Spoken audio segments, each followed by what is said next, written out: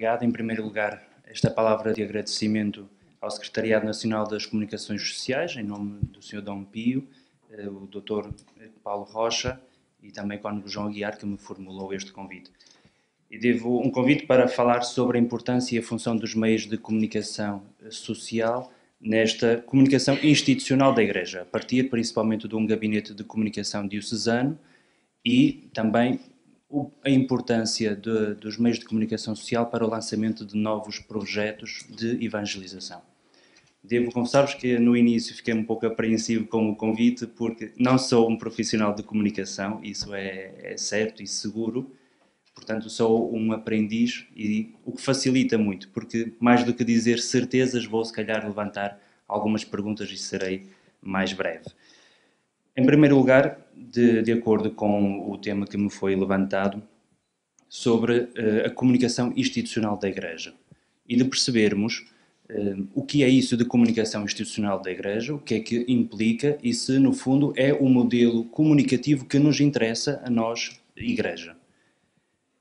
Para percebermos, creio eu, na minha perspectiva, um pouco este modelo comunicativo, importa dar um passo atrás e irmos até aquelas duas categorias clássicas, também é um debate clássico, quer da sociologia, quer da própria teologia, aquelas duas categorias de Ferdinand Tonis, quando ele fala que há dois modelos diferentes, diversos, de sociabilidade.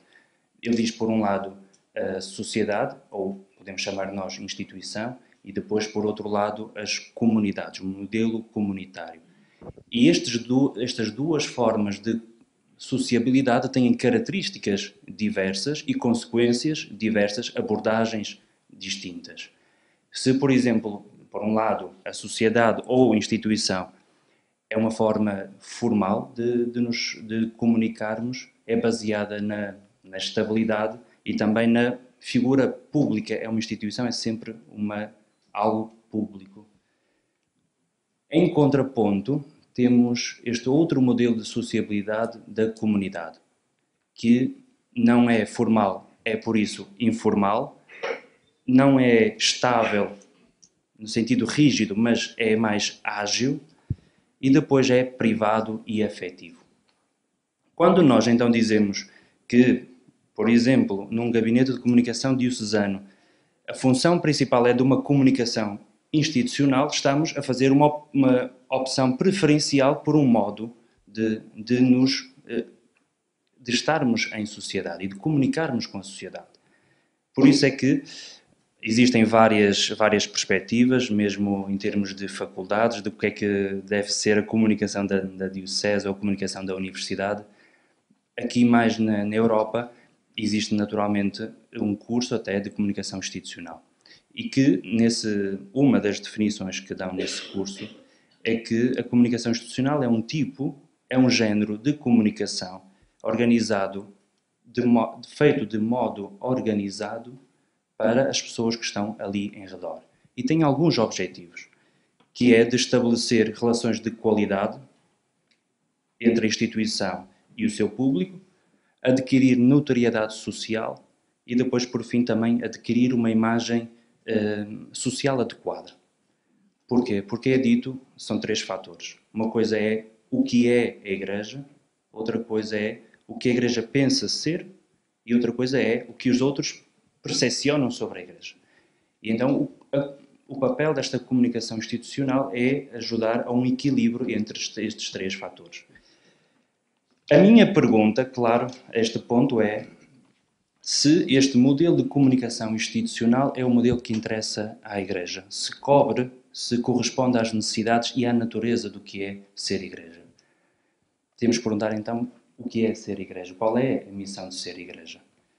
Na minha perspectiva, claro, este ser Igreja tem, por um lado, esta dimensão de anúncio do Evangelho, é um dos pontos fortes da missão de ser Igreja, e também, por outro lado, criar momentos e eventos onde as pessoas possam fazer a experiência viva e real de Jesus Cristo.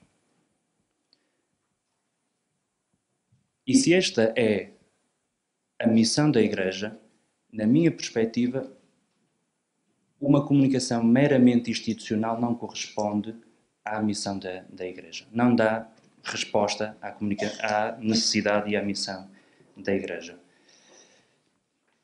Por um lado, a própria comunicação social em si mesma, já foi dito no primeiro painel, se está em crise ou sente dificuldades em adaptar-se aos novos tempos, por uma questão muito simples, porque estamos a assistir à transição de um modelo institucional para um modelo mais comunitário ou informal.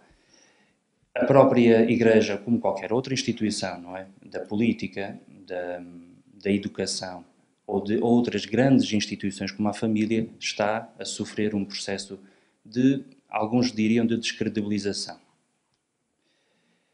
E se nós, por um lado, então, também dissermos que a comunicação da Igreja deve ser institucional, estaremos permanentemente preocupados com o que a sociedade vai percepcionar sobre a Igreja, o que quer dizer que estaremos permanentemente numa perspectiva defensiva ou explicativa daquilo que é ser Igreja. Aquilo que a minha experiência pouca, são praticamente 2 anos, ou ano e pouco, mais o IVA, o ano mais o IVA, de gabinete do Dom Jorge. Se a minha perspectiva fosse sempre esta, eu posso dizer, em tom de brincadeira, mas que o gabinete é quase um gabinete de crise permanente.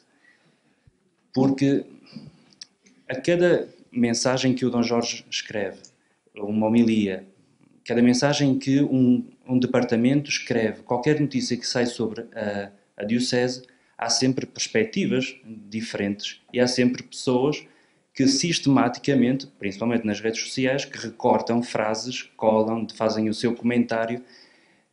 Se agora esta é a fase da mudança dos padres, sempre pessoas desagradáveis, escrevem, querem uma resposta, querem encontrar-se, e nós temos que sistematicamente justificar ou ser agradáveis e tentar dar uma solução.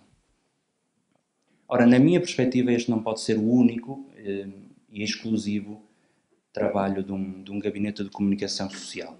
Não existe para defender a imagem de um bispo, não existe nem sequer para simplesmente informar o que está a acontecer nos departamentos. Qual é então a minha perspectiva? Não é ou institucional ou então informal, mas e. A comunicação da Igreja, na minha perspectiva, deve ser institucional e também evangelizadora. É o que eu quero dizer. Institucional, o que é que significa? Significa, em primeiro lugar, ter a consciência que é necessário cada vez mais trabalharmos em equipa.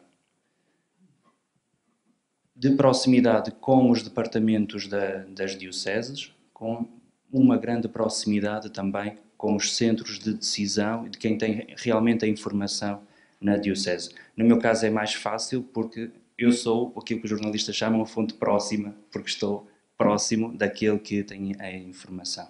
Mas, noutras situações, quem trabalha num gabinete de comunicação tem de estar próximo desses centros de informação. Também trabalho do gabinete de comunicação facilitar verdadeiramente o trabalho aos meios de comunicação social, disponibilizando documentos, estando, muitas vezes o que os jornalistas precisam não é tão simples quanto um número de telemóvel para quem possam ligar e ter alguém com quem falar. Portanto, é uma das coisas simples, mas imediatas, mas que faz toda a diferença. E depois ajudar os meios de comunicação. No primeiro painel bateram muito sobre os press releases ou das notícias que já são enviadas, feitas, o trabalho feito para as comunicações sociais. Eu sou um dos que faz isso. Porque aquilo que foi tomando consciência é que, de facto, os jornalistas, de um modo geral, não têm grande tempo para mastigar. E muitas vezes os textos, principalmente de homilias ou de outros, são de uma linguagem técnica, têm uma linguagem tão específica, um jargão tão nosso, que as pessoas não compreendem. Os jornalistas não compreendem. Eu estou numa fase de constituir uma equipa e uma das pessoas com quem eu estava a entrevistar, debatemos sobre vários temas E a uma certa altura eu disse-lhe, olha, um dos temas importantes com os quais nós vamos trabalhar nos próximos tempos é sobre o sínodo das famílias, não é? A pergunta que ela fez, o que é um sínodo? Não é? É a linguagem técnica que nós temos, esse é o trabalho nosso de descodificar muitas vezes a nossa linguagem técnica. E depois também faço isso por outra coisa, que eu compreendo para algumas dioceses seja mais fácil, como por exemplo Porto ou Lisboa, que estão próximos dos meios de comunicação clássicos e dos grandes meios de comunicação. Para outras dioceses, Braga, Porto Alegre, Castelo Branco, Bragança, Miranda, Viana do Castelo, se não fazem este trabalho, parece-me um sentimento de exclusão, porque não conseguimos chegar lá. Os meios de comunicação não se deslocam a Braga porque nós temos um simpósio que achamos que é interessante. E, portanto, nós temos um trabalho ainda redobrado. É dar a conhecer, filmar, enviar as fotografias, fazer a notícia, e é assim se nós queremos chegar a algum lado, porque senão não existimos. Uma notícia não é só o evento, é o facto de alguém dizer que aquilo aconteceu. E depois, por fim, o último também, um ponto importante nesta comunicação institucional, que eu creio, é rodear-se de gente profissional. Eu comecei por dizer que não sou um profissional da comunicação. Esse é o meu ponto fraco. Mas o meu ponto forte é ter essa consciência e saber que devo rodear-me de alguém profissional. E por isso, neste momento, felizmente, tenho uma jornalista a trabalhar em equipa comigo, mais uma outra jovem na área da multimédia, que vai dando uma ajuda em multimédia. E tenho a felicidade também de poder colaborar com o Jornal do Diário do Minho, que é um conjunto de jornalistas profissionais. Porque sem isso, de facto, só há amadorismo e há linguagem própria, meios próprios, como bem sabem, para enviarmos a nossa mensagem. Por outro lado, então esta segunda tónica é da evangelizadora. E eu creio que aqui sim é o ponto de viragem para a comunicação de um gabinete. Ou seja, que, na minha perspectiva, um gabinete não deve ser meramente informativo, mas deve, ao mesmo tempo, evangelizar. E o que é que isso significa de modo concreto? Que os próprios gabinetes de comunicação devem fazer uma análise cuidada dos fenómenos, daquilo que é notícia, daquilo que está em debate na sociedade e serem propositivos e de lançarem pistas, artigos, lançarem opiniões para ajudar também a formar opinião. Nenhum meio de comunicação é neutro. Há diversas perspectivas e nós também temos de dar a nossa. Porque durante muito tempo, se calhar parece, também não quero ser, que a Igreja deveria estar em diálogo com, não é? Em diálogo com o mundo da comunicação, diálogo com o mundo da cultura, diálogo com. Como se a própria Igreja não fosse também ela um agente de comunicação, não fosse ela própria um agente da cultura. E por isso é que eu acho que faz parte do trabalho de um gabinete de comunicação criar cultura, transformar cultura. Se nós estamos a debater, por exemplo, o tema da coadoção, nós podemos ter uma perspectiva, um meio é dizer A disse isto, B disse aquilo. Outro meio, em vez de só de informar, é de nós próprios convidarmos uma pessoa para que fale sobre isso, que dê a sua opinião, que nós ajudemos a, por exemplo, quando foi essa história toda dos estudos da coadoção, que foi dito pelo PS, falando da Sociedade Americana de Psicólogos, é preciso, se calhar um dado relevante, dizer que a responsável por esse estudo, ela própria era homossexual e que ela própria, nas conclusões do estudo, disse que o estudo não era conclusivo. Mas esses foram dados que não saíram, mas que se calhar faz parte do nosso trabalho ajudar a dar elementos críticos para que as pessoas conscientemente possam fazer o seu juízo sobre a realidade. Depois, um outro item ainda sobre a evangelização, de termos uma nova perspectiva, creio, sobre as redes sociais. Existem alguns debates que para mim já são clássicos, apesar de ser uma realidade nova, mas das redes sociais temos que definir, não é? quando muitas vezes em discurso de igreja dizemos as redes sociais ou o Facebook é algo virtual. E muitas vezes dizemos virtual como se fosse não real ou inexistente. Uma coisa é virtual, outra coisa é digital. E temos de esclarecer isso.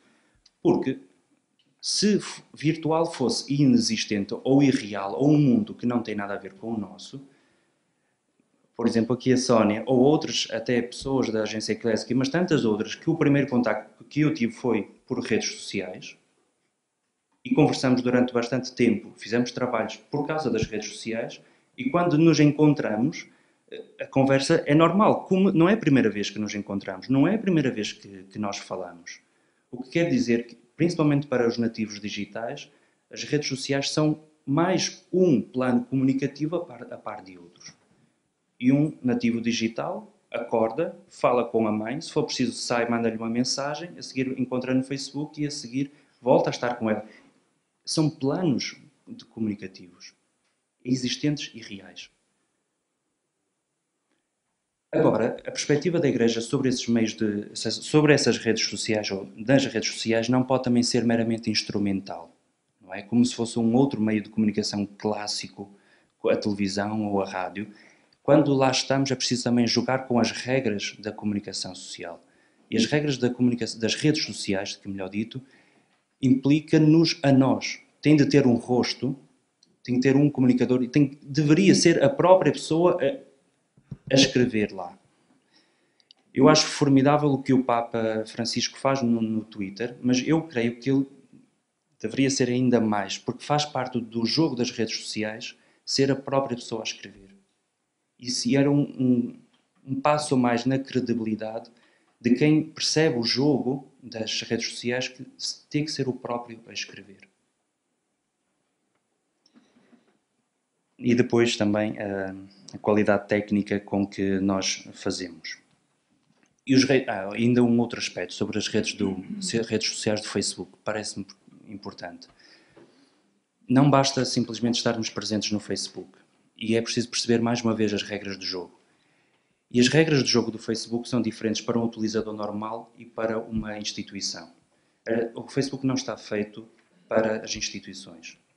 Ou está feito com um objetivo, que é lucrar com as instituições.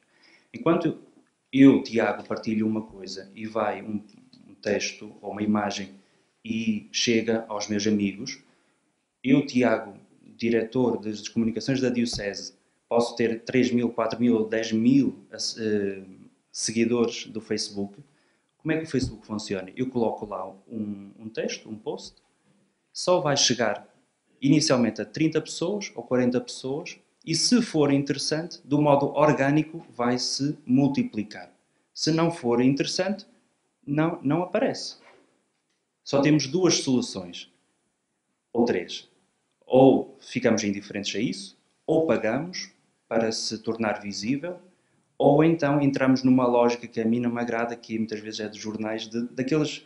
Porque é que muitos jornais, alguns jornais colocam aqueles vídeos um bocado estúpidos, não é? De caricaturas, ou o gato, o homem que mordeu o cão, ou casos bizarros, precisamente para gerar audiência. É para gerar audiência, não é para mais nada. E eu, em Diocese, estamos neste momento numa experiência, aquilo que nos interessa verdadeiramente que chega às pessoas, estamos numa experiência de pagar anúncios. Não há outra forma. Porque também não é lógico que, se eu ponho duas pessoas a escrever, como nós temos um suplemento, e invisto nelas, mas depois não invisto nos canais de comunicação, não chega lá. Por fim, já passei muito, não? Não. Ok. Sobre novos projetos, que era o último tópico. Novos projetos de evangelização através dos meios de comunicação social. Eu creio que, por um lado, é necessário encontrarmos também nichos de interesse, nichos de mercado. Não podemos estar todos a fazer a mesma coisa. E eu, com agrado, assisto que em Portugal estão a nascer diversos projetos interessantes de evangelização. Passo a rezar, já aqui à minha frente. Tem também o Aimício, o Evangelho, tem também agora o iBreviary. São projetos, cada um tem o seu nicho, ninguém é concorrente um do outro, e que acho que de facto poderíamos ajudar-nos mutuamente a promover estes projetos. E isto leva-me a uma segunda coisa, que é da necessidade absoluta de criarmos alianças a nível nacional.